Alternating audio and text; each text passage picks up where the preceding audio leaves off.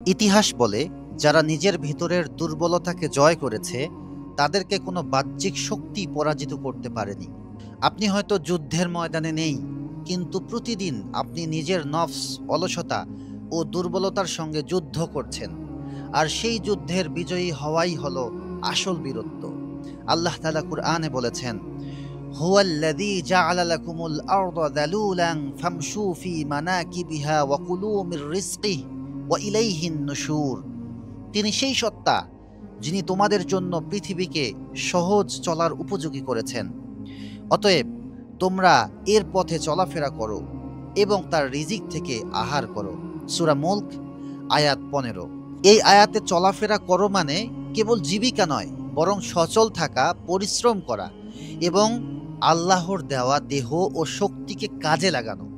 অলসতা নয়, কর্মই হচ্ছে আল্লাহর সন্তুষ্টির পথ।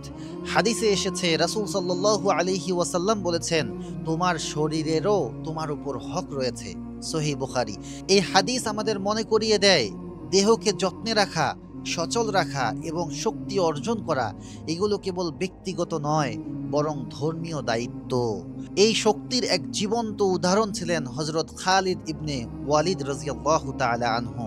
ইসলামে যার নাম সাইফুল্লাহ অর্থাৎ আল্লাহর তরবারি বলা হয়, তিনি শতাধিক যুদ্ধে অংশ নিয়েছেন কিন্তু কখনো পরাজিত হননি। সুবহানাল্লাহ। ইতিহাসে আছে, মৃত্যু শয্যায় তিনি কাঁদতে কাঁদতে বলেছিলেন, আমার শরীরে এমন কোনো স্থান নেই যেখানে তলোয়ার বা বর্ষার আঘাত নেই, তবুও আজ আমি বিছানায় মারা যাচ্ছি যেন কাপুরুষের মতো। এই কথাটা শুধু বীরত্বের প্রতীক নয়, এটা হলো এক অবিরাম কর্মঠ, উদ্যমী, ঈমান দৃঢ় জীবনের প্রতিচ্ছবি। প্রিয় ভাই, আপনি হয়তো যুদ্ধক্ষেত্রে নন, কিন্তু প্রতিদিন আপনি লড়ছেন নিজের অলসতা, ক্লান্তি ও হতাশার বিরুদ্ধে। আর সেই লড়াই জিততে হলে দরকার শৃঙ্খলা, ধৈর্য আর সাহস। তাই আজ থেকেই প্রতিজ্ঞা করুন, আপনি আপনার দেহ ও মনকে ইসলামের জন্য প্রস্তুত রাখবেন। প্রতিদিন কয়েক মিনিট শরীরচর্চা, একটু ঘাম ঝরানো, একটু চেষ্টা, এগুলোই আপনাকে শক্ত, সাহসী ও আত্মবিশ্বাসী করে তুলবে ইনশাআল্লাহ। আর মনে মনে নিয়ত করবেন, আমি খালিদের মতো পরিশ্রমী হব, অলসতা নয়, অ্যাক্টিভ জীবনের পথে হাঁটব, আল্লাহর সন্তুষ্টির জন্য নিজেকে গড়বই গড়ব ইনশাআল্লাহ।